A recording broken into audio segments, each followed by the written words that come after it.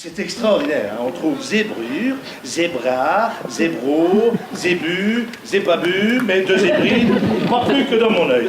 Le Théâtre Royal des Galeries, dans sa tournée des châteaux, a planté ses tréteaux au château Bivort, dans une pièce hilarante, La grammaire d'Eugène Labiche.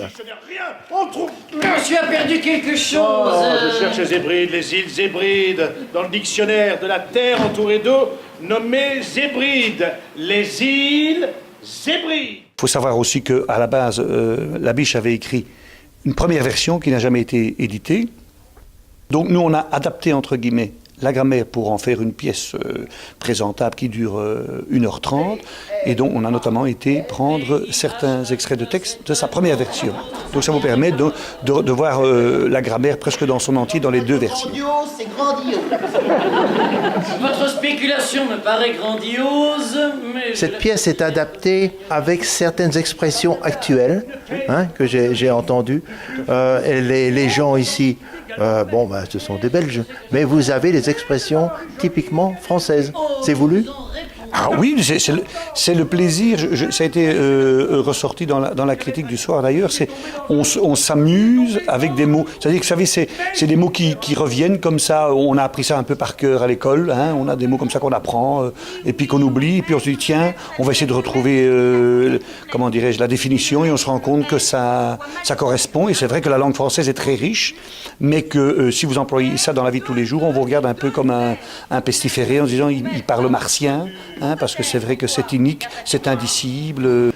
Je te cherchais pour te remettre le discours que tu dois prononcer au comice agricole. Si je suis réélu. Lorsqu'on veut être président du comice agricole, ne pas savoir écrire correctement le français, ça pose des problèmes?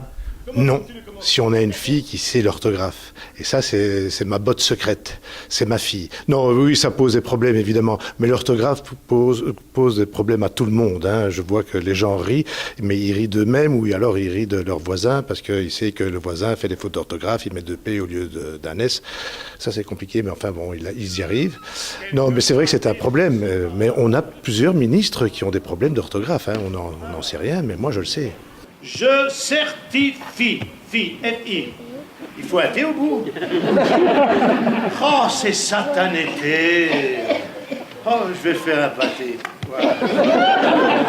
Lui, il conçoit les discours. Moi, je les recopie puisqu'il ne sait pas écrire. Enfin, il a une orthographe très mauvaise. En un mot. Oui, en un mot. Nain. N-I-N. Il faut que je sois tout le temps là. C'est pas possible que... Enfin, je fais en sorte que quand je ne suis pas là, il soit tout seul ou qu'il n'y ait pas une demande spéciale, puisque c'est moi qui dois tout lui écrire. Il ne pourra jamais écrire un discours tout seul, c'est pas possible. Comment ça? Oui, comment ça? Revenons à la pièce, en quelques mots. De quoi s'agit-il ? Eh bien, c'est un type qui veut faire de la politique, qui veut grimper en politique, mais il a un gros problème, c'est la grammaire française, il ne sait pas l'orthographe. Donc, il a sa fille qui vient l'aider, mais malgré ça, voilà. Et puis, il reçoit un ami important, parce qu'il est de l'Académie des Tempes. C'est un monsieur intelligent, lui, pas comme moi.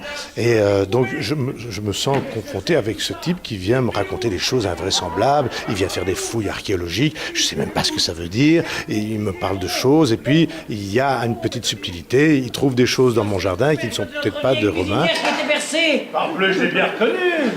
Et voici maintenant le gladium. Le gladium.